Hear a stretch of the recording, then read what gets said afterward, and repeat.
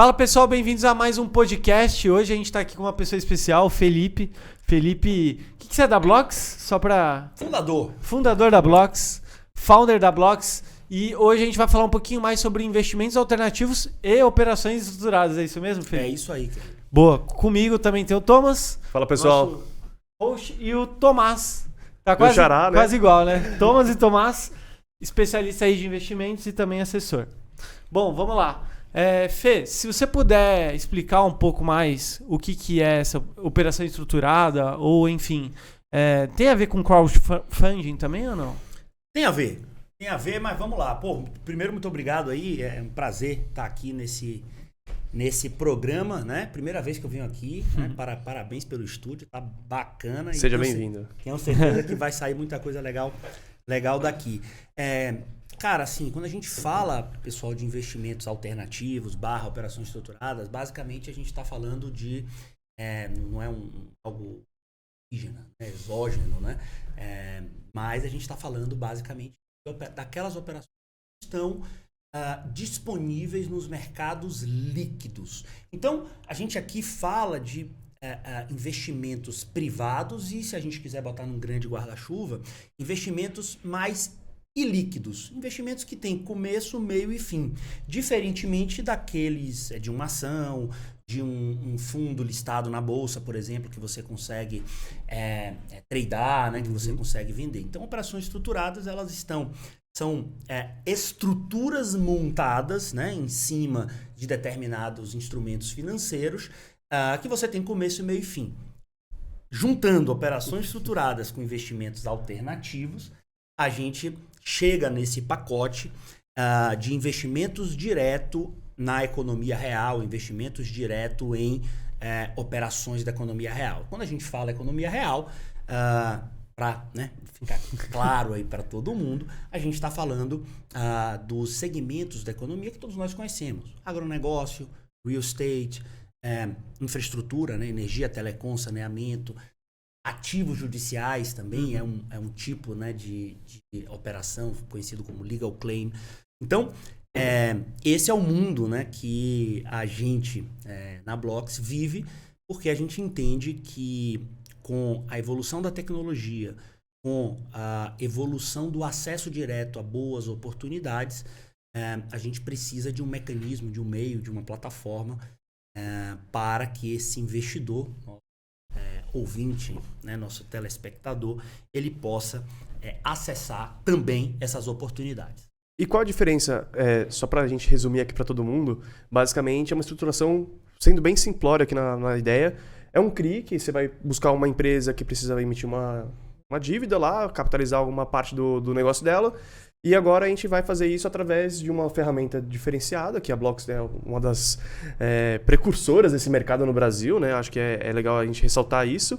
E a gente vai achar um investidor para fazer essa liga. Qual que é a diferença de um CRI de uma plataforma grande do BTG, por exemplo, que qualquer investidor entra lá, e qual a diferença de um produto que vocês têm na plataforma de vocês que faça essa diferença dos líquidos? O que a gente pode falar que tem essas particularidades? Perfeito, vamos lá.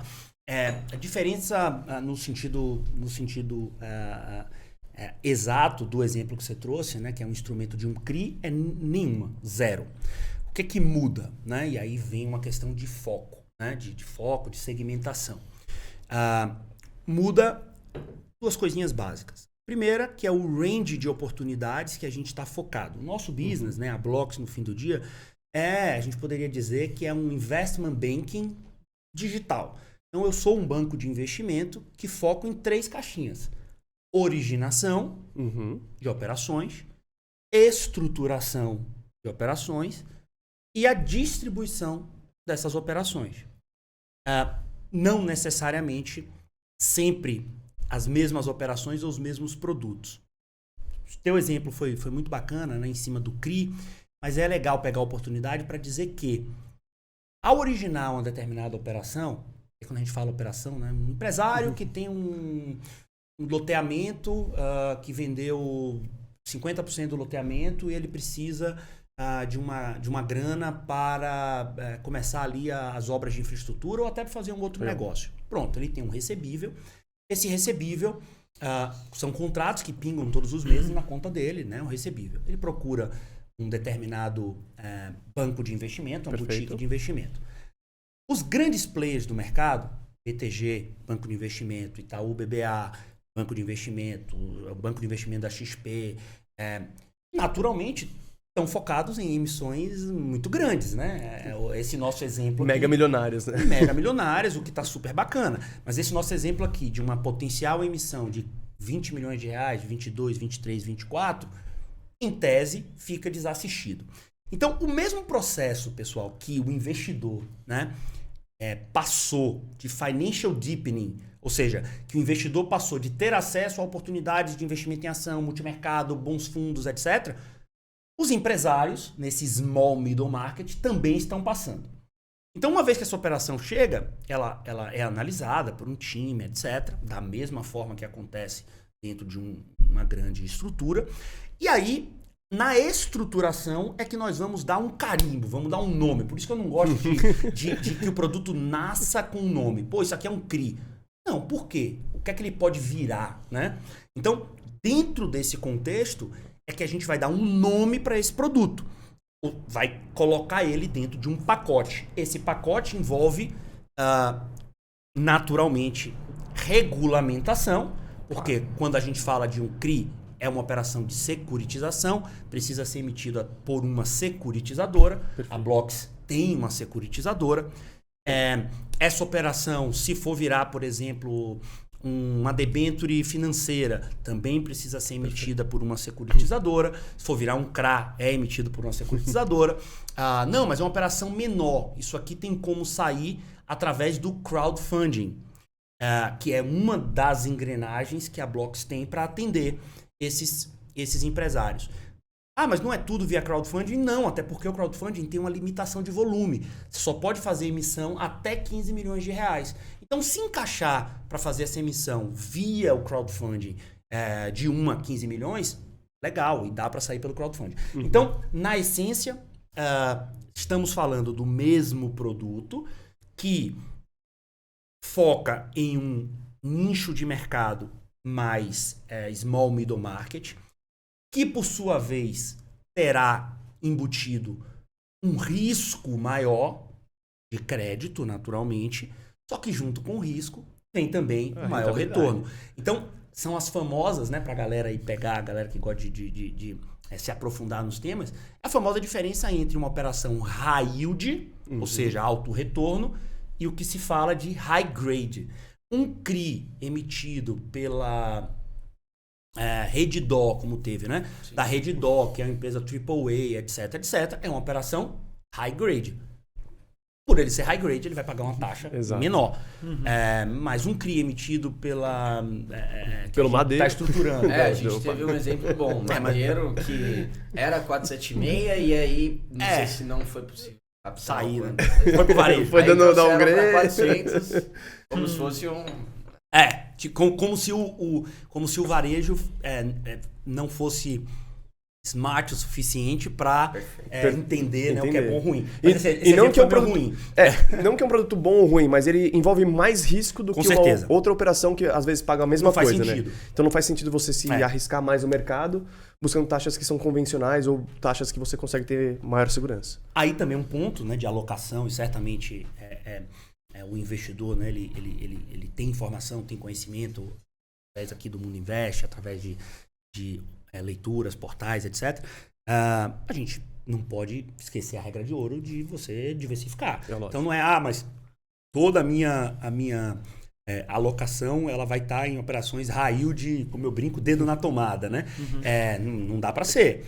Então, você tem uma composição de portfólio que você vai ter uma pequena parcela alocada nessas operações high yield, justamente para trazer um alfa para a carteira. Pessoal, o contexto aqui, se a gente puder resumir bastante, tecnologia. A tecnologia nos proporciona, tecnologia junto com regulação, claro, sempre operações reguladas CVM, nós somos autorizados em todas as frentes que nós trabalhamos, seguimos as regras das ofertas, né? 476, resolução 88, a instrução lei, na verdade, que é o marco da securitização. Mas a gente aqui tem exatamente o propósito de proporcionar para o investidor diretamente aquilo que só os grandes players, e aí quando a gente fala grandes players, a gente está falando de investidores institucionais, não é só uma questão de bolso, é uma questão de roupagem, os fundos, etc. tem.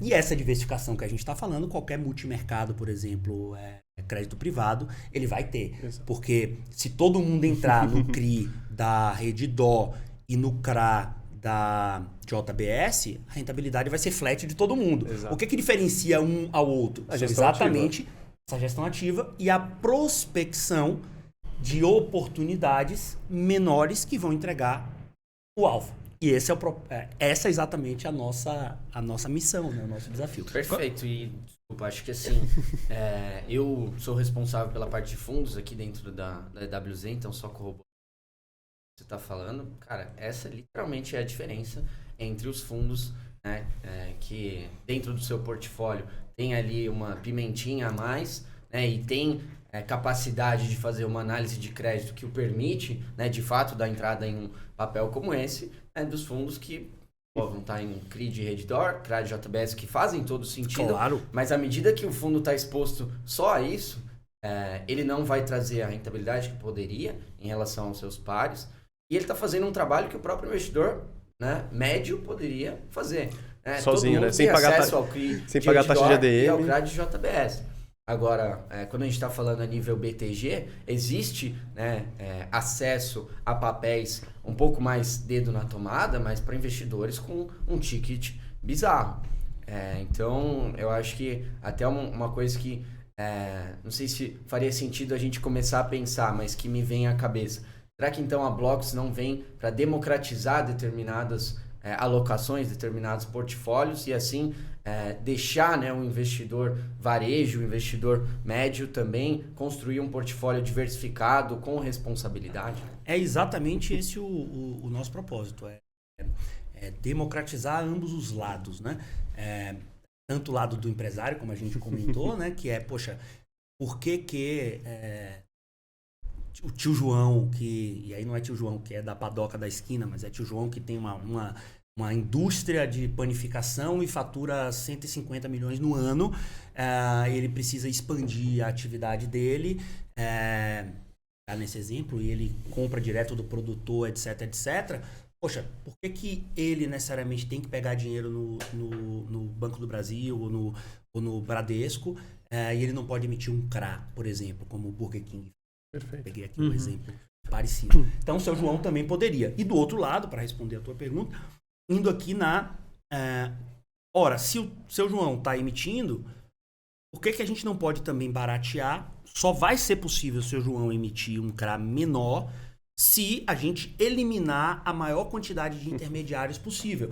E quem são esses intermediários? São os grandes bancos, as grandes corretoras, etc, etc, etc, os grandes fundos. Então, se eu ligo direto o seu João com o investidor, respeitando todas as regras e perfil da CVM, eu consigo fazer um bom negócio para o seu João, consigo fazer um excelente negócio para esse cliente. É isso. É um pouco da jornada de investimentos no Brasil, né? Antigamente você só tinha o gerente bancário, os grandes bancos atuando ali em cima dos investidores, que eles ofertavam aqueles produtos que a gente bem conhece, a poupança, investe aqui, tem um COI para você. Alguns tinham alguns fundos multimercado que tinham suas dificuldades. Veio a XP, revolucionou porque democratizou ali o acesso ao investimento. Depois veio a Clear, que eliminou a taxa de corretagem e permitiu todos os brasileiros a comprarem e venderem ações, ou seja, não era mais institucional, era o varejo atuando. E aí veio o BTG com a sua história também trazendo mais pulverização de oportunidades. E eu acho que quando a gente fala do mercado de criptoativos, por exemplo, antigamente ter cripto era muito arriscado. Hoje você tem inúmeras corretoras. Mas arriscado continua. Não, tudo bem. Você quer dizer, era muito difícil, né? Era só pros malucos. Eu lembro na época da mineração de Bitcoin, você tinha que tirar todos os firewalls do seu computador. Hoje você entra em qualquer site, você consegue plugar rapidamente seu computador, sem nenhum risco. Comprar com Pix, né? Comprar com Pix, você tem Binance, algumas corretoras estão quebrando por aí, né? Mas é simples. Tem os fundos ETFs. Exatamente. E a gente também começa no Brasil com as Venture Capitals, a gente começa também a ver muitas movimentações de Private Equity, a gente consegue ver crowdfunding, assim, diversas ferramentas, diversas empresas estão entendendo que esse é um processo que antigamente era só para os big players, hoje a gente traz para os small players, que nem você falou, e também a capacidade do varejo brasileiro de investir e de absorver isso é muito interessante, porque as pessoas querem correr um pouco mais de risco, em suma, assim, na maior parte do tempo, porque o brasileiro ele gosta de ter o corta-caminho, né? Mas é importante a gente sempre ressaltar que sempre tem um risco inerente ali, porque são empresas que, comparando a JBS com uma outra empresa do tio João, que você chamou, né? Pô, a JBS já tem um faturamento consolidado, lógico. É uma empresa, você consegue encostar lá na fábrica. Né? A padaria da esquina, ela tem um risco muito maior, porque vai que aquela região, ela tem uma bolha imobiliária e todo mundo sai dali. E o que acontece com o faturamento dessa empresa? Ele talvez não tenha uma capacidade financeira de se manter caso venha algum desafio ali de business dela. Então, existe ali... Que tem que estar equilibrado necessariamente com a rentabilidade. Na rentabilidade, é isso. Exato. Agora, 2 dúvidas. Em relação a investimentos alternativos, só pra galera ter uma noção. Claro. Qual que é a diferença de taxa que a gente encontra, por exemplo, no BTG, num CRA gigantesco que tem de uma empresa já aberta na bolsa, para um investimento mais alternativo, assim? Por exemplo, na bolsa você vai conseguir um IPCA quanto hoje, mais ou menos? Vamos lá, 7, pensando 9. em papel bem high grade, um CRA de JBS hoje estaria entregando seus IPCA mais 6, IPCA mais 6,5, até porque, enfim, a gente tem spread bancário, por aí vai. E alguma coisa... E em relação a investimentos alternativos, quanto que se consegue encontrar na plataforma da Blocks, mais ou menos? Aqui, pra gente ir para ficar no mesmo universo aqui de papel, né? Cara, a gente vai falar no mínimo hoje umas operações que, enfim, nós estamos nesse momento, né, disponíveis. E aí, lembrando, no caso de CRA, de CRI, não são ofertas públicas, né? São ofertas restritas dentro da lógica da 476 ainda, que vai mudar no que vem, mas só no que vem. Mas a gente estaria falando aí de um IPCA mais 16. IPCA mais 16. O produto dos precatórios, não sei se a gente pode falar, mas vocês lançaram no começo do ano, desse ano ou do ano passado, o dos precatórios, né? E aí vocês lançaram, que foram umas taxas bem absurdas ali de pré-fixado ao ano. Ponto muito bem lembrado, porque a gente está aqui dando uma ênfase grande, pelo momento, né, de renda fixa, de crédito estruturado, etc., a operações de crédito estruturado, mas o espectro, né, dos investimentos alternativos, no sentido amplo da palavra, né, ele é bastante amplo, né? Se a gente ficar ali no by the book lá do CFA, do CAIA, né, que é o certificado de alternativos, a gente vai pegar ali a pizza e a gente vai entender que, primeiro, tudo aquilo que está fora dos grandes balcões de liquidação. Então, a bolsa está fora das plataformas, das corretoras, não é um produto bancarizado, é um produto que precisa ser criado. Pronto, esse é um bom conceito. E aí a gente vai, dentro aqui desse espectro, para algumas vertentes. A vertente que a gente está aqui falando, que é o Direct Lending, que é crédito privado direto, é isso que a gente está aqui discutindo. Você tem várias formas de fazer o crédito privado direto. Desde um mútuo, pessoa acessível, e aí algumas plataformas, até o PicPay lançou um negócio de peer-to-peer, de o cara emprestar e tal. Aquilo é um crédito privado direto. Altíssimo, enfim. Até uma estrutura de mercado de capitais que também você está fazendo um crédito privado direto. E aí a estrutura pode ser uma CCB, cédula de crédito bancário, pode ser um CRI, como a gente já falou, um CRA, uma debênture, etc. Quando a gente vai para um outro universo, você tem aqui o universo saindo, né, na pizza, crédito direto privado, com seus vários instrumentos. Temos aqui algumas outras verticais. A vertical de legal claim. Legal claim, ativos judiciais. Não é uma exclusividade do Brasil, muito pelo contrário. O litigation finance, né, que é você comprar ações judiciais, financiar ações judiciais, é muitíssimo comum e gigantesco nos Estados Unidos. Lá por outras razões, aqui pela razão de morosidade da justiça, lá pela razão do custo da justiça. Exato. Então, se você vai entrar com uma ação, sei lá, grande contra um McDonald's, os funcionários, sindicato contra o McDonald's, a justiça vai dizer, pô, você pode entrar, mas vai ter que pagar, sei lá, $1 milhão para poder dar entrada na causa, e se você perder, você paga não sei quanto e tal. Aí o que é que acontece? Você tem fundos de investimento, grupos de investidores, players, que analisam aquele legal claim e dizem, pô, vale o risco. O cara diz, não, deixa que eu financio, e nesse caso, nesse exemplo, e no resultado, 50% é seu, 50% é meu, né? 80-20, né? Vindo aqui para o Brasil e pegando o teu exemplo. Aqui já é um outro aspecto. É um aspecto da morosidade. Quer dizer, o camarada às vezes tem um crédito, seja contra o governo. No caso de um crédito contra o governo, estamos falando de precatório. Turma, tudo é direito, é crédito, né? Então, um crédito transitado em julgado líquido e certo contra um ente do governo, se for um ente municipal estadual, é um precatório estadual, precatório municipal. Se for um ente da federação, é um precatório federal. Então, esse precatório é um título, é um papel, e o camarada está lá na fila para receber. Então, que vai demorar alguns anos. Diga-se de passagem. Anos e tal, etc. E aí a pessoa, às vezes, tem ali aquele direito e não tem liquidez. Então, basicamente, o play é você dar um desconto e você compra aquele ativo. Só que isso aqui é um tanto quanto óbvio, né? Porque o precatório já está ali, né, listado, etc. A gente já fez algumas operações. Já é uma certeza, né? Já é uma certeza, você está comprando tempo, né? No fim do dia. A gente tem algumas operações aqui voltadas para legal claims contra empresas privadas. Então, créditos trabalhistas. Um camarada saiu do Bradesco, sei lá, fez uma ação, etc.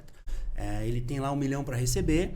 Essa ação, ela tá transitada, ela já foi julgada procedente em primeira instância, foi julgada procedente em segunda instância, e dali para frente vai demorar pelo menos, na média, uns 24 meses.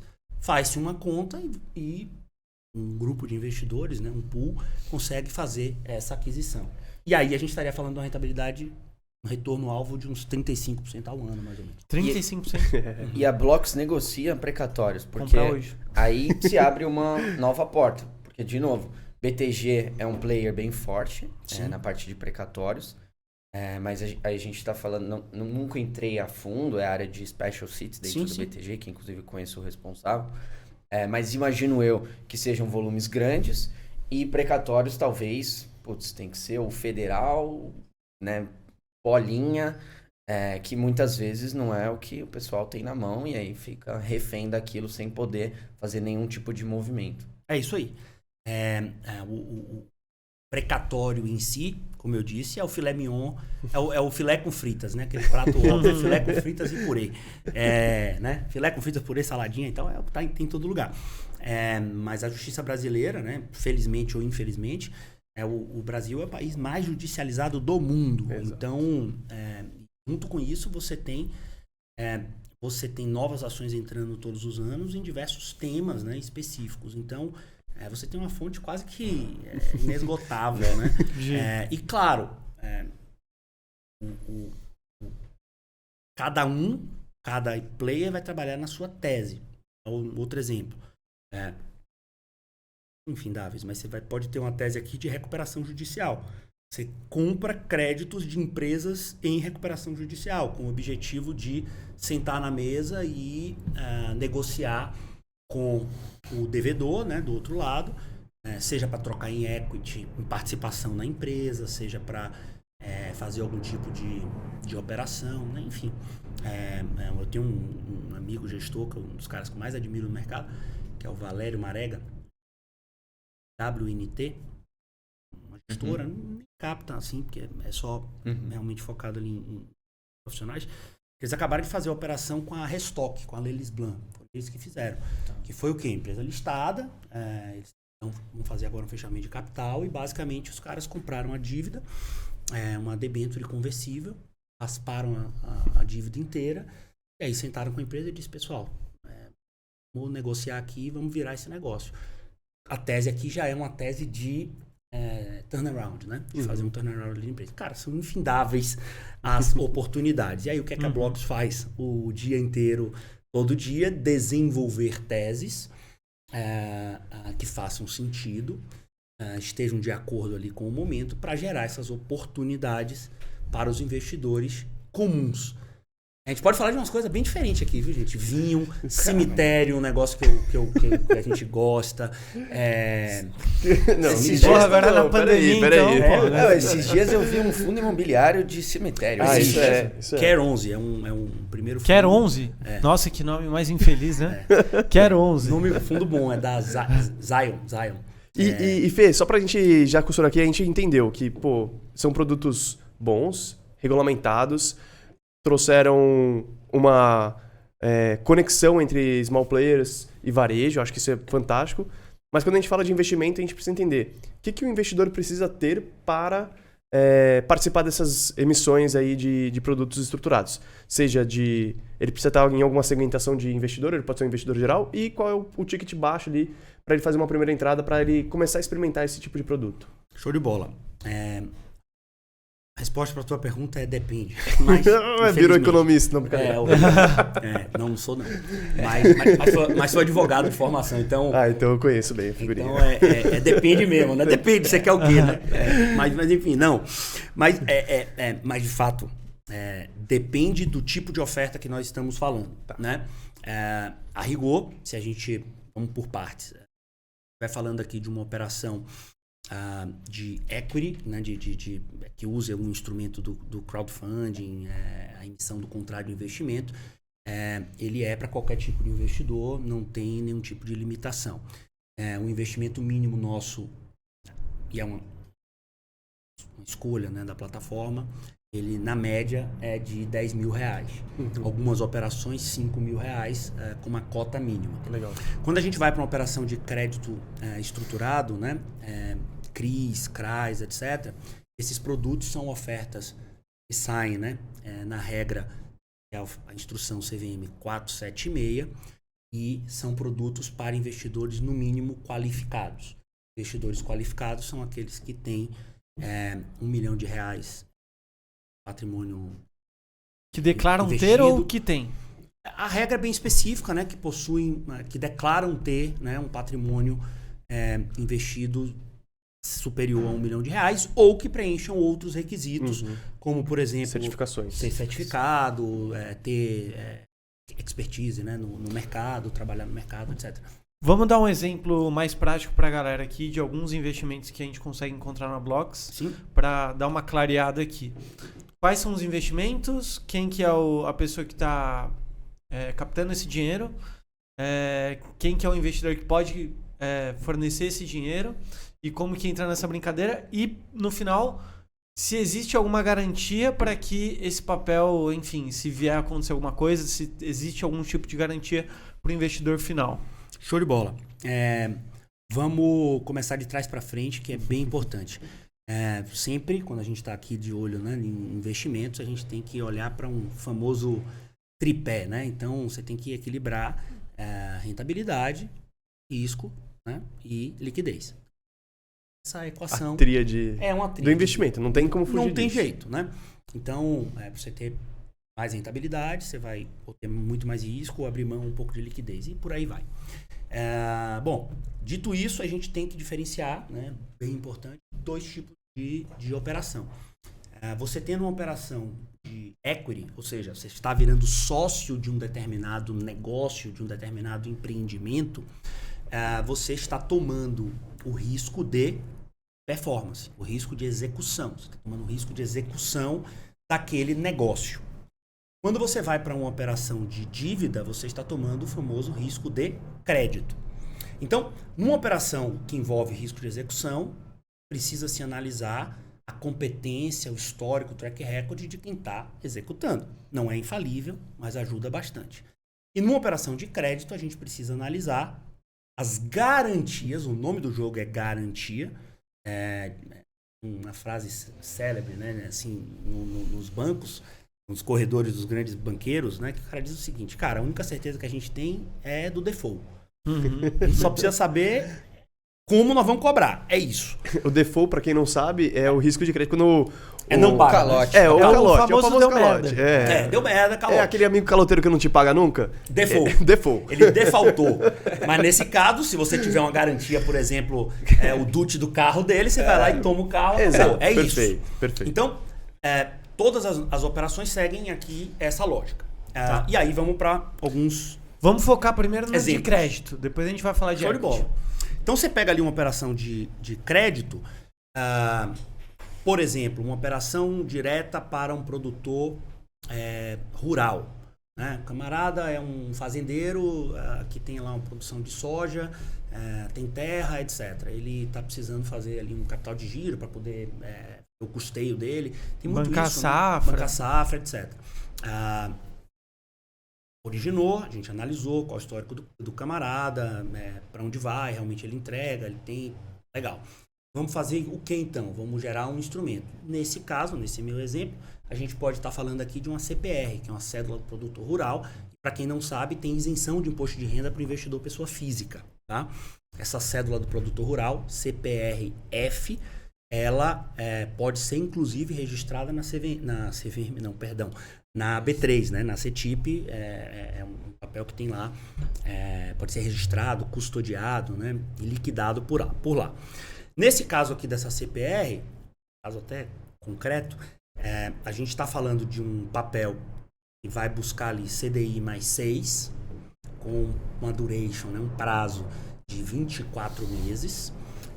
E nós temos uma garantia, pensar aqui uma emissão de 4 milhões e meio, e nós temos aqui... Total da oferta. O total da captação, e nós teríamos aqui nesse exemplo uma garantia real, uma alienação fiduciária de uma propriedade rural avaliada por nós e empresas contratadas por 9 milhões de reais. Por que eu falei o nós aqui? Porque o dono da terra normalmente avalia... Vai falar que vale 50 milhões. Nesse caso, vale ele $1 chegou bilhão. até falando que vale 50. Não, porque tal vale 50, a propriedade vizinha, tudo bem, respeito e tal, tranquilo, não tem problema nenhum, mas a gente fala que a gente faz avaliação de venda forçada, né?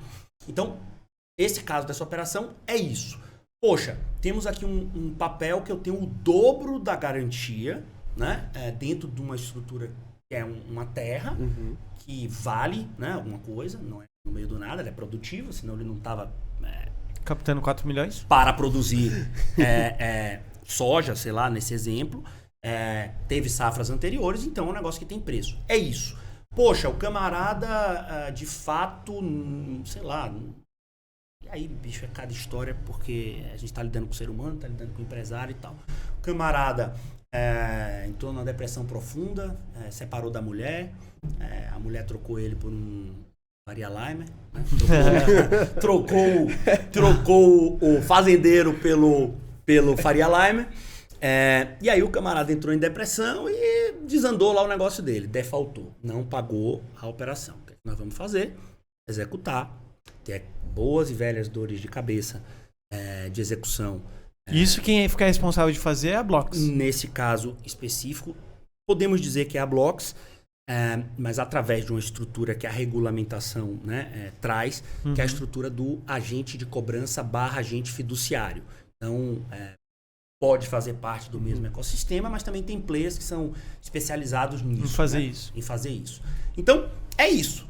Qual o risco aqui nesse caso? Risco de crédito. Poxa, não deu. Tem uma garantia, vamos executar a garantia, vamos vender e temos uma garantia over até, dá até para ganhar dinheiro com isso. Inclusive, mas vai levar tempo. Sim. Vai levar tempo. Quanto tempo? Já melhorou muito no Brasil. A questão de alienação fiduciária, dada em garantia, você poder executar diretamente ali no cartório, não ter discussão, etc. É um título executivo extrajudicial. Tudo isso já melhorou bastante. Mas não deixaremos de ter dor de cabeça. Pô, Felipe, mas então isso só acontece nas operações pequenininhas. Não. Quem é mais velho aí lembra da debênture das rodovias Tietê. Não sei quem estava aí nesse AAA, hein? AAA, rodovia Tietê, defaultou. É falsa segurança, né, no final das contas. Que é proporcional, né? Sim. Isso. A debênture, enfim, de uma grande empresa vai ser proporcional ao que a empresa gera. Então, se você está fazendo uma captação de 4 milhões, provavelmente provavelmente não. Tem que ser. Necessariamente é proporcional à capacidade de renda daquele produtor, enfim, daquela empresa menor que está captando. Então, a gente às vezes tem a falsa segurança de que debêntures, CRIs, CRAs de grandes empresas, não, é muito mais seguro, não sei o quê. Mas no final das contas é proporcional. Isso. Né? É isso aí. Acho que uma coisa que me chama atenção também a gente está falando de um prazo de 24 meses. Né? O sentimento que eu tenho hoje com os meus clientes é, primeiro, né, de muito medo da parte de renda variável, gente, e por razões óbvias, né, com razão. Então, uma migração para renda fixa, mas também com algum espaço para uma alternativa como essa, alguma... Operação mais high yield. Né? Perfeito. Então, existe espaço, então, até por isso acho que essa conversa aqui é muito pertinente, o momento é muito pertinente, porque particularmente o meu investidor e o que eu sinto de boa parte dos assessores é isso, cara, ele quer ganhar dinheiro, ele quer surfar esse momento de juros lá em cima, de inflação que está mais ou menos controlada, mas enfim, quer ganhar dinheiro dessa forma, quer fugir da parte de renda variável, só que ele não sabe muito bem como fazer isso, né? E aí, outro ponto importante, aí voltando na parte dos vencimentos, da duration, o cara, ele também, pelo cenário de juros, de curva, ele também não quer durations tão prolongadas, ele tem medo, ele quer encurtar um pouco essa duration, porque, enfim, a gente pode ter uma explosão aí nos juros, pelo cenário atual, é isso que o investidor está vendo. E tradear a curva pode ser uma coisa que dá para ele um pouco de medo. Então, muito confortável também a gente ter vencimentos um pouco mais curtos, até porque no exemplo que a gente deu de CRA, de JBS, a gente poderia dar muitos outros que estão na plataforma do BTG, por exemplo, Clabin, que também super high grade, a gente está falando de vencimentos longos, a gente está falando de 2035, por exemplo. E claro, o intuito é outro e existe espaço para esses papéis também. E tem mercado secundário. Perfeito, liquidez pra caramba. Perfeito. Aqui, né, o grande objetivo não é dizer que uma coisa é melhor do que a outra, mas que faz total sentido ter as duas coisas no portfólio. Equilibrar. E que isso sim é diversificação. Não é diversificação você ter 10 papéis, né, high grade, com o mesmo nível ali de rating para o mesmo vencimento. Desculpa, isso não é uma diversificação, porque a taxa é exatamente a mesma. O risco é parecido. O risco é muito parecido. Então, existe muito espaço, sim, para a gente olhar um pouco para esses papéis. Você foi preciso aí. Às vezes a gente tem aquela falsa sensação de que é o portfólio 60-40, sei lá, né? Você tradicional. Eu tenho 60% de renda fixa, 40% variável, ou vice-versa, a depender do momento. Ok, tudo bem, mas o que é renda fixa, né? Na sua equação? Dentro da renda fixa, você tem que trazer subclasses, da mesma maneira que em ação não basta comprar o Ibovespa. Pô, será que não vale a pena botar uns small caps? E essa é a analogia que eu faço muito, né? Aqui no mundo dos estruturados, você tem os micro caps, os small caps e tem que ter blue chip também, no final do dia. Não tenha a menor dúvida. Mas outro exemplo que você... para a gente ir agora para um de equity, né? Vamos pensar aqui numa operação de equity. Equity, calma aí, só para explicar para a galera o que é equity. Equity nada mais é do que as ações de uma empresa. Perfeito. Não necessariamente aberta. Você não vai comprar uma ação na Bolsa Brasileira, mas você faz parte, você é sócio de uma empresa. Pode ser de uma empresa menor. Então, às vezes, você olha lá a padaria do Zezinho, que produz ali 50 milhões por ano, você fala, pô, esse negócio aqui pode crescer, esse cara sabe fazer pão, ele vai abrir outras padarias. Vai ter uma marca boa, consolidada. Já tem uma marca. Como o Mundo Verde, vai virar uma tudo aí, umas marcas boas. Eu ia falar o Madeiro, mas não é. Não, Madeiro Oakberry, por exemplo, estava em processo. Porra, esse é bombadaço. Acabou de fazer uma emissão de debênture também, se não me engano. Esse é bombadaço, então, já está no exterior e tal. É de fato o poder do equity, né, do capital privado, entrando no momento certo e anterior às grandes explosões. E aí eu vou tocar na ferida aqui de alguns, no calo, que é o seguinte...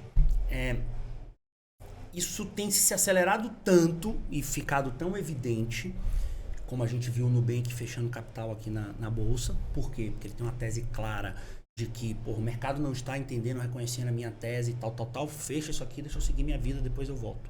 Né? Grosso modo. Mas no final do dia, pessoal, principalmente para essas empresas que tiveram acesso a rodadas de capital privado, fazer uns nomes mais diferentões, o investimento anjo, depois você tem o seed money, depois você tem o crowdfunding, depois você tem, são etapas. Essas são as etapas de crescimento de uma empresa. Depois você tem o venture capital, aí depois você vai ter lá o private equity, que já são para empresas maiores, e depois o Private Equity vai encontrar o quê? Aqui vem o pulo do gato. A saída dele, muitas vezes, no IPO.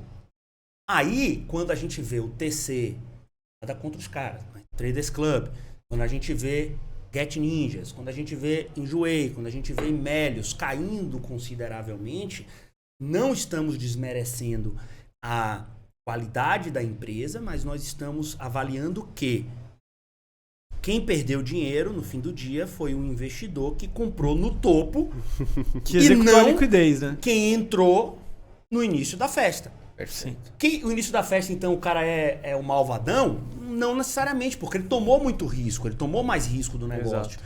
Então, quando a gente fala das oportunidades de investimento privado, né, em negócios, são negócios que estão, né, ainda em fase, né, de capital privado e buscam ou vão buscar de alguma maneira a saída desse investimento. A gente está com um caso curioso, não sei quando que vai entrar aqui no ar, mas a gente está com um caso curioso que até tem muito a ver com o nosso universo aqui.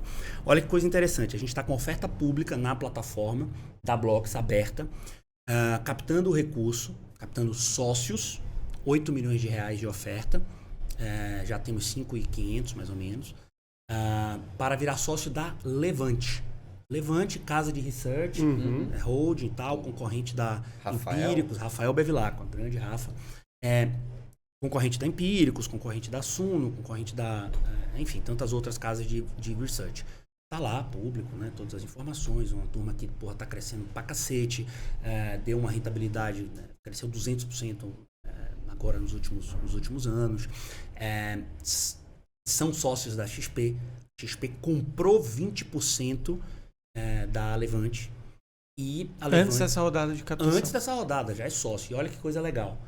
O investidor comum está tendo a oportunidade de entrar numa empresa privada, cuja tese muito clara é de saída através de um IPO, de saída através de estar aqui na Nasdaq, ou vender para um private equity maior, ou, sei lá, não tem nada escrito em pedra, né, pra gente não cometer nenhum deslize, mas sei lá, a própria XP, se animar e comprar 100% e dar saída aos investidores, tudo é possível. Mas a gente está dando oportunidade aos investidores de entrarem em iguais condições ao que a XP entrou há 12 meses atrás, sentando na mesma cadeirinha. Não é melhor nem pior, na mesma cadeirinha lá no pagando um pouco mais caro. Nem viu, cara? Nem tem um leverage tão grande, não. A diferença ali de upside não tem. Porque enfim, uma tese de growth deles importante. E aí vem o objetivo também do varejo, né? Que não é só dinheiro. Por que não liga para um venture capital e toma dinheiro? Porque o venture capital talvez não ajude tanto a tese que eles têm de trazer para a mesa investidores que são da base dos caras. Legal. Porque, gente, a gente tem que entender que também tem uma questão de tese. Vou voltar no Nubank. Lembra que o Nubank fez o Nu Invest, nos sócios? O Nubank sozinho levou para a bolsa 1,5 milhão de CPFs, coisa que a B3 não conseguiu fazer em tanto tempo. Por quê? Porque ele tem uma fanbase. Então, o conceito para além do dinheiro se eu trouxer pessoas engajadas, 100, 150, 200 investidores, que tem um propósito junto com o meu negócio. Claro, todo mundo quer ganhar dinheiro, mas são caras comprados com a marca, que vão difundir, que vão ajudar, que tem outro tipo de visão. Será que não faz sentido? Com certeza faz. Legal. E em relação à equity, né? Basicamente, só para deixar claro para a galera. Basicamente, você entra, então, antes de um IPO, uma empresa necessariamente muito menor, e aí essa empresa tem um potencial de se multiplicar muito mais rápido, de uma forma muito mais efetiva, porque ela é menor, e por uma série de contextos ali que a empresa está. E também, necessariamente, ela tem um pouco mais de risco. Muito mais. Um pouco não, né? Tô sendo modesto. Muito mais risco, só que a capacidade de fazer 100%, 200%, 500%, 1000% em cima do dinheiro que você colocou é muito maior, certo? Certíssimo. Para dar um dado, né, a indústria ela trabalha com o MOIC, né, que é o retorno do múltiplo do capital investido. Né? Então, quantas vezes você dobrou seu capital ou triplicou, etc. E o MOIC esperado numa determinada operação dessa de Venture Capital gira em torno de 10 vezes. 10 vezes. Então, assim, o foco é isso, é você... 10 vezes. 10 vezes o capital investido. O novo investido. Bitcoin. Não, brincadeira. Não. Sim, é o modelo da indústria. De novo, a diversificação. O investidor lá tem 5 milhões de reais em liquidez. Pô, tá aqui na EWZ, tá em qualquer assessor, tá na XP, no BTG, etc. Tem lá fundos multimercados, tem lá a parcela dele. Pronto, desses 5, vamos ter lá 500 mil, 1 milhão, dependendo do apetite de cada um, uma classe de investimentos alternativos. Aqui eu tenho crédito privado, etc, etc. E uma parcela em uma tese de high growth. Só que dentro do high growth, a gente não está falando do cara botar 1 milhão na Levante. Lá, no caso, o ticket mínimo é de 25 mil. Aí o cara tem 25 mil na Levante, tem 25 mil na... A gente fez outro dia uma de cannabis, cannabis medicinal, negócio do cacete. Tem mais 10 mil na de cannabis e tal. Dentro dessa média aqui, de 10, 8 morrem no meio do caminho ou ficam patinando. 2 dão certo, com um MOIC de 15, 10, 15, 20 vezes, acabou, pagou o negócio todo e a rentabilidade explosiva. Essa é a tese. Perfeito. A gente comparou aqui um pouco dos momentos das empresas em relação à captação ali no estágio inicial, que ela tem essa capacidade de multiplicar várias vezes, ou no IPO, e tem uma diferença grande também. Porque uma vez que essas empresas estão captando, geralmente não é para sócio colocar dinheiro no bolso. É para sócio colocar dinheiro na operação. É para colocar em um modelo de negócio que está validado e que agora eles entendem que com mais dinheiro eles vão crescer muito mais rápido, que é o tal do growth. Diferente do IPO, que muitas vezes é secundário. É um evento de liquidez, é o prêmio dos sócios que seguraram o risco até ali e agora vão colocar um dinheiro no bolso federal. E que muitas vezes pode dar problema. Por quê? Porque, pô, imagina uma XP da vida que colocou não sei quantos milhões no bolso, né? Muitos bilhões, né? No bolso. E muitos sócios ganharam muito dinheiro. Quem tinha 0,1% da XP, se eu não me engano, acho que mais de 13 milhões, 15 milhões, qualquer coisa assim. Então... Tanto que o Benchimol soltou uma famosa carta, né? Pessoal, vamos ter... uma carta. Agora que a gente vai ter um evento de liquidez, por favor, não fiquem loucos. Não saiam fazendo bobagem. Imagina um dia pra noite você tem... Não resolveu não. E aí, basicamente, um monte de sócio milionário, porra, com 50 milhões na conta, com 100 milhões na conta. Pô, vou ficar me estressando? Você acha que eu vou trabalhar com o mesmo afinco que uma empresa, porra, que agora, beleza. Agora eu tenho caixa, agora eu tenho uma estratégia validada, só que eu não tenho dinheiro no meu bolso. Porque uma vez que o investidor anjo coloca dinheiro ali, ou qualquer tipo de investidor coloca dinheiro numa startup ou numa empresa menor, basicamente esse investidor está falando assim, ó, agora você vai pegar o meu dinheiro e vai multiplicar. A gente podia fazer a captação para o Mundo Invest, né? Vamos fazer. Isso a gente vai fazer com certeza. A gente vai conversar mais pra frente. Tá vendo? Acabei de originar o negócio aqui. Aí, olha só. E aí, basicamente... Mas você tá certíssimo. Essa a diferença. O que você prefere? Você prefere colocar dinheiro no bolso de todo mundo que tá, os sócios executivos ali, e dar um prêmio para eles e falar, ó, agora vocês estão tranquilos, a conta financeira, o seu bolso, né? Tá mais tranquilo agora. Esse cara vai trabalhar com o mesmo afinco que você dá 5 milhões, 10 milhões para um cara que ele não vai botar dinheiro no bolso e que ele só vai ganhar dinheiro nas próximas captações. E uma dúvida que eu tenho uma vez que você você capta o dinheiro para essa empresa, como que é feita a parte de compliance, de gestão, de acompanhar os números, acompanhar o crescimento, como que funciona isso? Excelente pergunta, né? De novo, a gente vai para a regulamentação, né? Brasil, apesar de alguns acharem não é terra sem lei, né? Principalmente no mercado de capitais, acho que se tornou muito comum por conta aí da evolução rápida, né? De redes sociais, etc. A turma do arrasto para cima, fique rico, Bitcoin e tal, essas coisas.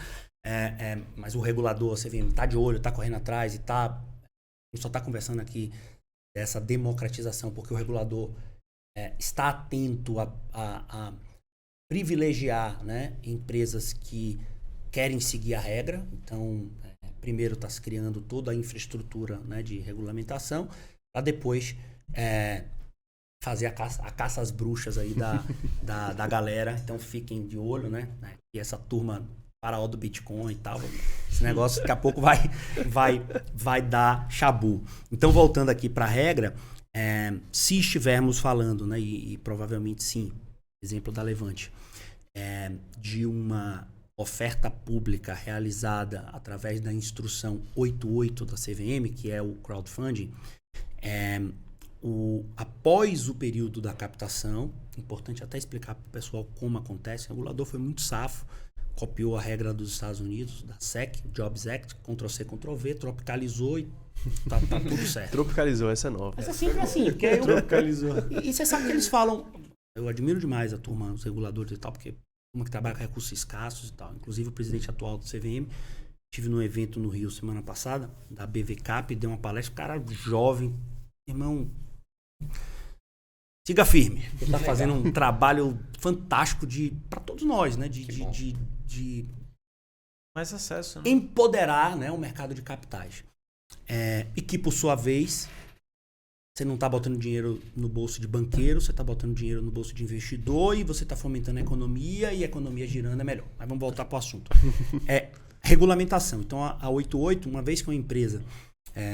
através de uma plataforma registrada e autorizada, como a Blocks, passa por todo o processo de análise, de crivo, etc., que não é naturalmente infalível, mas procura eliminar, aparar as arestas e eliminar todos os erros. Faz a emissão do quê? De um contrato de investimento. Isso é um valor mobiliário. Vamos equiparar ele aqui, a equiparação a uma debênture, por exemplo. Então, esse investidor, ele adquiriu esse valor mobiliário. Ainda não é equity. Ainda não é equity. Esse dinheiro que ele colocou aqui só vai, exemplo da Levante, só vai para o caixa da Levante quando encerrar a oferta pública. Oi, meu dinheiro fica onde? O regulador foi safo numa conta garantia, numa conta escrow travada. Nem a Blocks mexe nesse dinheiro, não pode, nem a empresa. A empresa só vai ter acesso a esse dinheiro depois que a gente comunicar. A oferta foi encerrada com sucesso. Emitem-se os valores mobiliários e o dinheiro é transferido. Legal. Uma vez transferido, esse investidor ele tem um título conversível, que dá o direito dele à participação. Essa conversibilidade pode ser imediata, muitas vezes não é e nem precisa ser, até para eliminar riscos. Não falando do caso específico da Levante, que é uma empresa SA, de capital fechado, já é auditada, né, pela BDO, etc.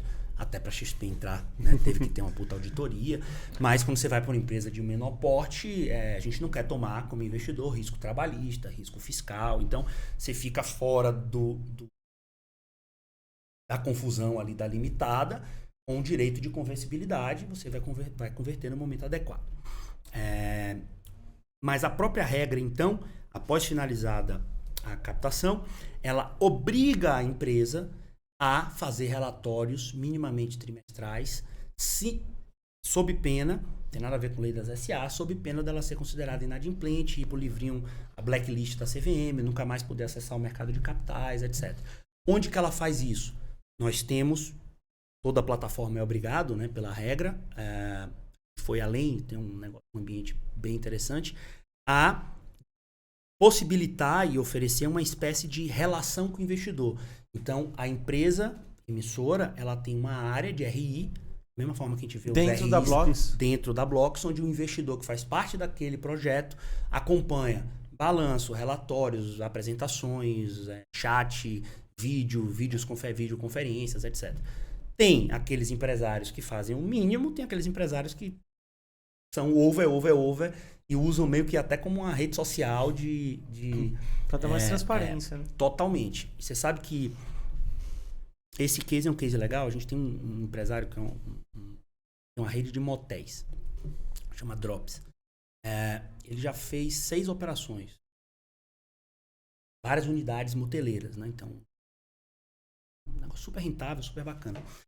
E o Vinícius, né, da Drops, ele é um exemplo nesse sentido, porque ele é um over. Ele começou a primeira operação, a segunda operação. Na terceira operação, todos os investidores da primeira e da segunda entraram. Na quarta, todos os investidores... Você mantém um cliente satisfeito. Na verdade, ele criou não só um grupo coeso de investidores satisfeitos, não só com a rentabilidade, mas que ajudam, que propagam, etc. Como ele montou um banquinho próprio. A Blocks é só o meio. Ele montou um banco dele. Uhum. E se o cara explodir? Então ele fez 10, 20 operações. E se ele for para uma oferta, sei lá, um IPO desse da vida? Ou evoluiu, vou dar um spoiler, ou evoluiu e tá pensando em montar um fundo imobiliário para fazer aquisição de motel. Certo? Será que essa base de mais de 1.000 e tantos investidores, sabendo quem é o cara, não vai? Por isso que a gente se posiciona como uma plataforma de acesso ao mercado de capitais. Não adianta, o cara não vai sair lá no caso dele, de Santa Maria, para chegar na Faria Lima e dizer, me dá dinheiro aí que eu sou um louco e quero montar uma rede grande de motel. Então ele veio construindo a história com track record, com transparência, com visibilidade. E é isso que eu chamo, né, pessoal, brinco, né, e falo que é o novo mercado de capitais, é o que a gente está vivendo hoje. E como que funciona para o investidor que está ali comprando equity, no caso, não crédito, dívida. Uhum. Não dívida? Como que funciona? Qual que é a visão do cara em relação do investidor em relação à liquidez, à saída dele dentro do papel?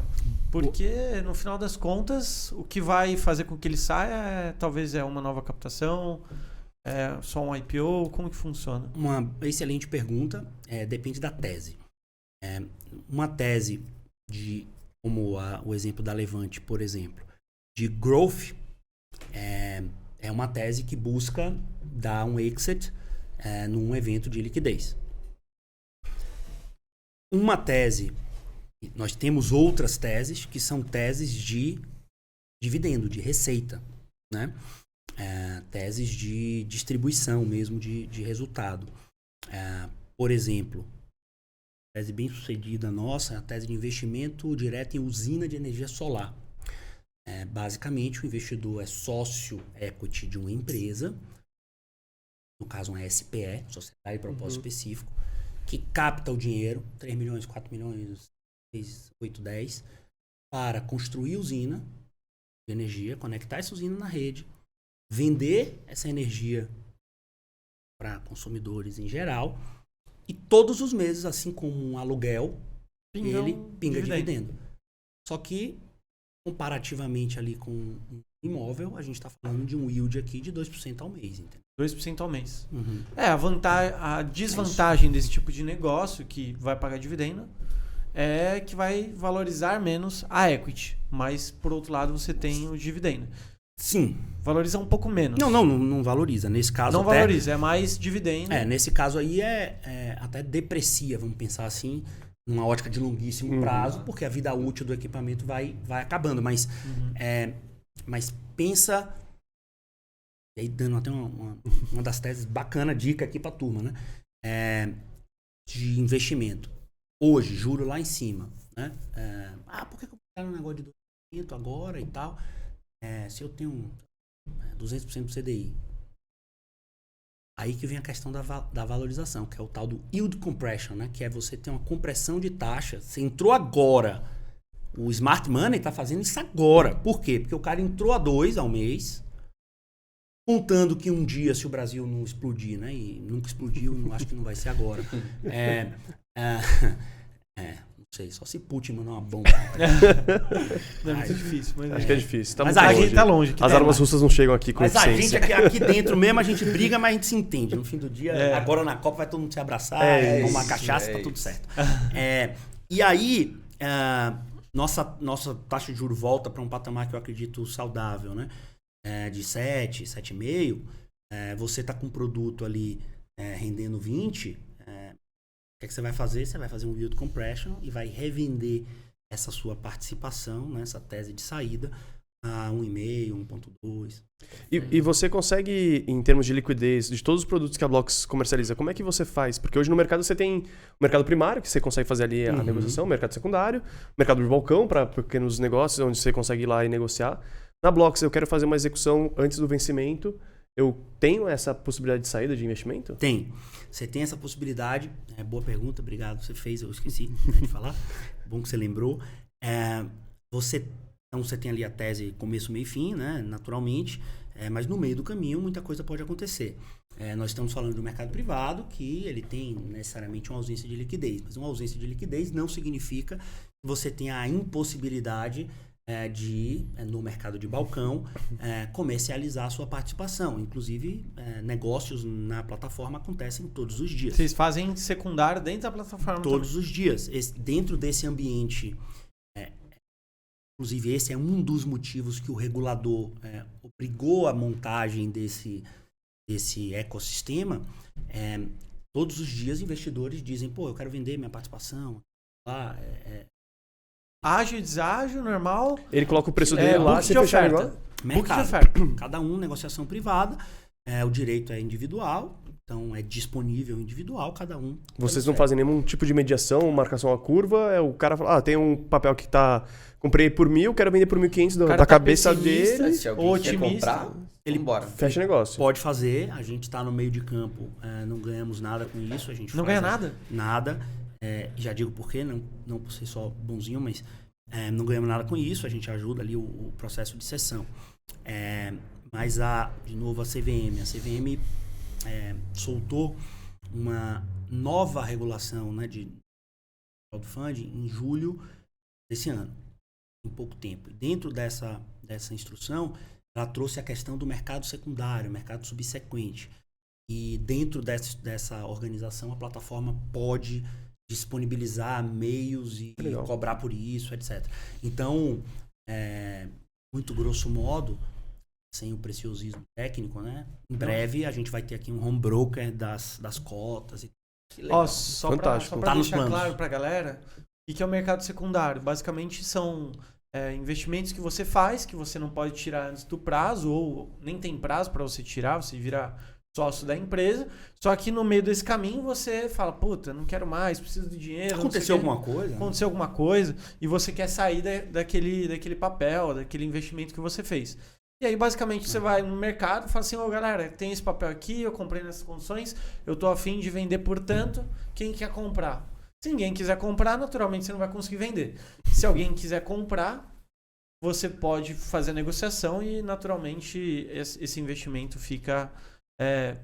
vai ser transitado entre um paralelo bem claro é quando você tenta comprar ações no mercado financeiro tradicional. Isso. Você coloca uma oferta lá, eu quero vender Petrobras a, sei lá, R$30. Se alguém quiser comprar de você a R$30, vai lá e executa a compra. Claro que como a gente tem mais liquidez no mercado de ações, existe o book de oferta que ele é organizado e regulamentado pela CVM e tem algumas premissas ali básicas. Então se eu quero vender a 30, mas alguém vende a 29, ele entra como prioridade no book de oferta.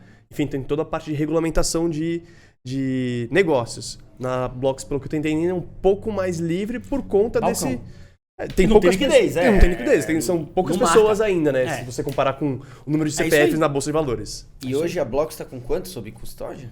A nossa métrica não é bem essa, sim, né? Que é a métrica mais assim. Que são operações. Exato, do mercado, né? A nossa métrica aqui, ela gira muito em torno de volume de operações. Movimentações. Eu pergunto isso justamente pela questão de liquidez, né? De terem pessoas, né? Claro, que, enfim, perfeito. A gente é hoje, né, em volume, a maior plataforma.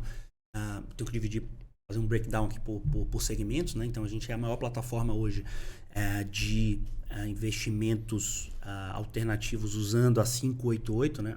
88 da CVM, que é o crowdfunding, com 150 milhões de ofertas realizadas, são mais aí de 30 mil clientes, distribuídos em 86 operações. Então tem bastante gente, tem movimento.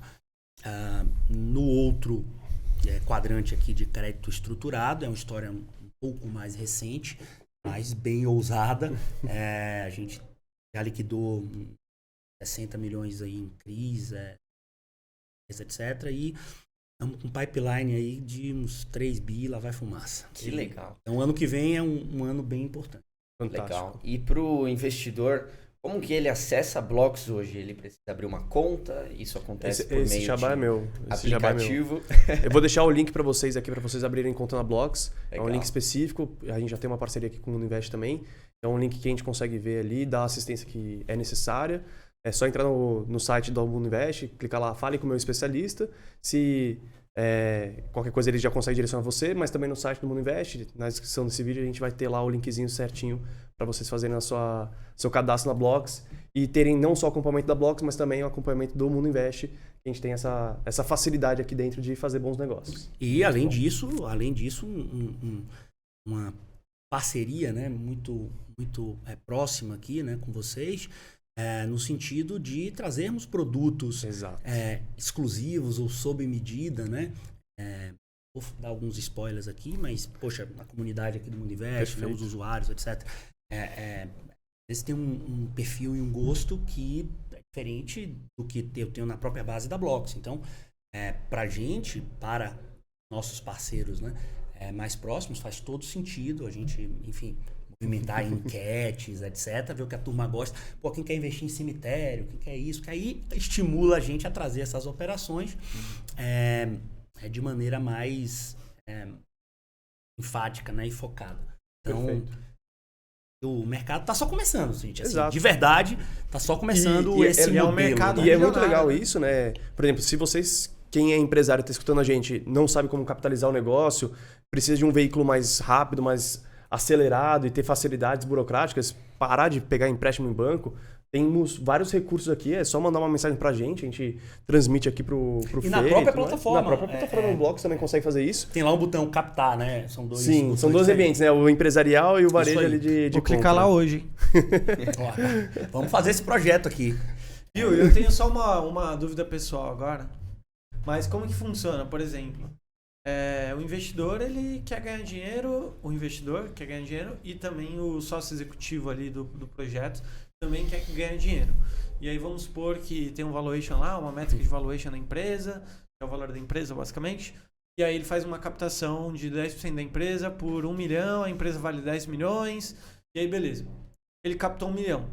E aí na próxima saída, esse 1 milhão vai servir para o cara chegar em 30 milhões, e aí depois vai fazendo as captações assim.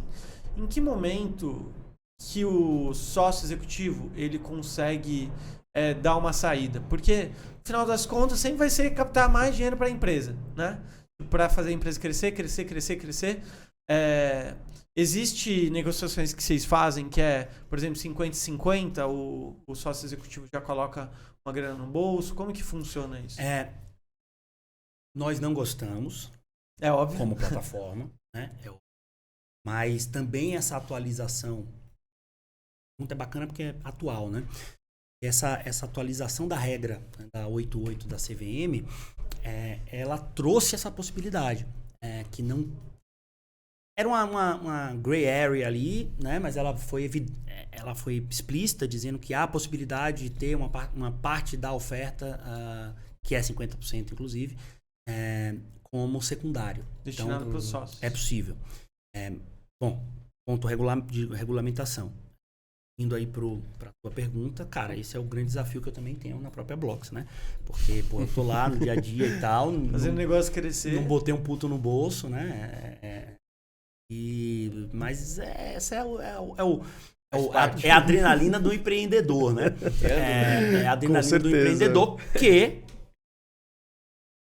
num horizonte ali de longo prazo, a ideia de todos poxa, como foi bem sucedido, está sendo, por exemplo, com a XP, ou está sendo com o próprio BTG, é perpetuar o business. Exato. Então, quando você perpetua, né, você chega num estágio de cruzeiro, onde você vira a chavinha e diz, filho, agora o filho é teu, né, dos executivos, eu estou no conselho, já saí um pouco aqui da participação, fiquei só com uma participação minoritária, né? Enfim, ou vendi 100% para um grande player, né? Porque a gente está aqui lembrando, sei lá, pensa um Mundo Invest.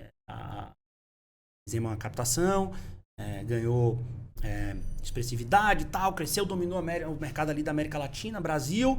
A Bloomberg falou, Bloomberg Linha, né? Que está querendo entrar aqui, falou, pô, que negócio legal e tal. Comprou, pá, sai vocês, a gente incorpora e vida que segue. É isso, né? É o grande jogo, mas é um desafio. É um desafio, né? A liquidez é um... É um desafio. Porque ninguém quer colocar dinheiro num negócio que... Sem o dono. Sem o dono. É lógico. E principalmente, principalmente a questão da liquidez, pessoal, pro investidor, por incrível que pareça, é super fácil, porque todo mundo quer tirar um investidor. Então, se você entra... se você entra agora, né, no Mundo Invest, crescer o número de usuários e tal, métricas, pam. Legal. Próxima rodada, um Venture Capital, um Private Equity, vai dizer, cara, vou injetar dinheiro aqui, mas quem são esses caras que estão aí, que entraram lá naquela rodada anterior? Tira eles. O investidor já tem o exit dele. Mas e aí? Como que funciona? Porque assim, vamos supor, você fez uma captação de... Sua empresa vale 20 milhões, captou 2 milhões. Certo. Aí você chegou desses 20 milhões, viraram 60 milhões. Uhum. Agora, essa galera que tinha 2 milhões tem basicamente 6 milhões, certo? Certíssimo. E aí, basicamente, você vai fazer uma captação de 10%. Uhum. E aí, o sócio que vai entrar vai colocar 6 milhões. Fala, pô, mas eu não quero esses caras junto aqui, quero tirar eles. E aí, basicamente, você tem que pagar os 6 milhões do outro, do novo investidor na saída dos outros. Ele teria, o valuation aí, normalmente, é que funciona. Você faz 2 valuations. Interno. Você tem um valuation de cash out, que faz total sentido, né? Pô, quanto é que Cash vale out. esse negócio aqui dando cash out, tirando a galera, tirando os investidores? Ah, filho, 50 milhões. Agora, o de cash in, 100 milhões, por exemplo. Né? Tô dando... Sim. Cada negociação é uma negociação.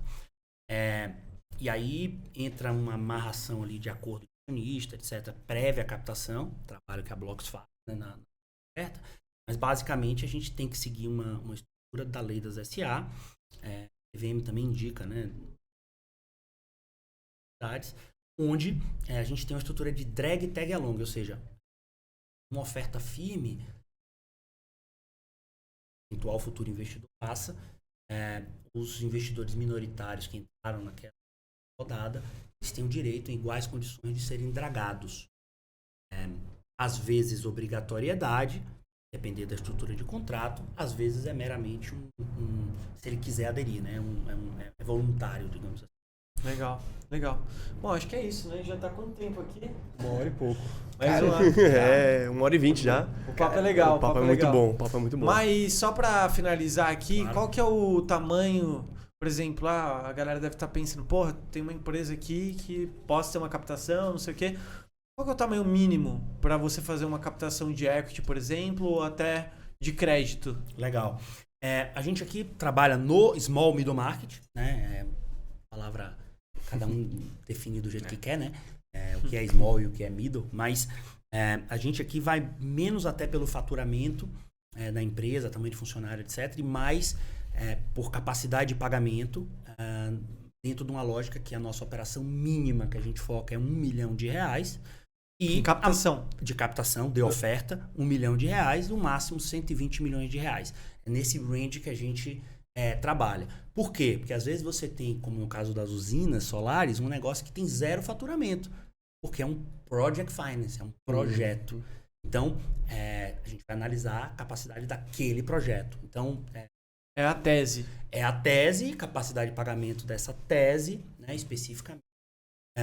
Sendo aí um mínimo de R$1 milhão. Não adianta o cara, eu quero levantar R$1 milhão em dívida para uma padaria, usando esse exemplo, e eu vou montar. Não é aqui, não entendeu? existe. Porque não vai passar. Sim. Legal. Bacana. Legal. Obrigado Eu que agradeço. pelo tempo, Felipe. Thomas, obrigado. Obrigado, Thomas. Thomas e Tomás, difícil a dupla esse- de 2. Espero que tenha sido de extremo valor para vocês, que vocês consigam também, todo mundo, acessar novos tipos de investimento que... Conhecer, enfim, né? Conhecer e é acessar sempre bom. e, enfim, diversificar também, importante. Como eu disse, muitas vezes a gente tem a falsa segurança e muitas vezes é só uma questão de proporção, de quanto que uma empresa capta e outra capta. Quando a gente vê uma debenture da Vale, por exemplo, a gente não questiona. Puta, mas a Vale vai captar X bilhões, não sei o quê, qual que é a capacidade dela de fazer e assim por diante. Óbvio que é um mercado extremamente regulado, né? Mas, enfim. Mas tem risco. Mas tem muito risco. Também tem risco, né? Tudo nas suas devidas proporções. Espero que vocês acessem a Blocks aí, o link tá aqui embaixo. E a gente se vê no próximo vídeo. Obrigado, Felipe. Eu que Valeu, agradeço. Felipe. Obrigado. Tchau, galera. Obrigado, gente. Valeu, falou.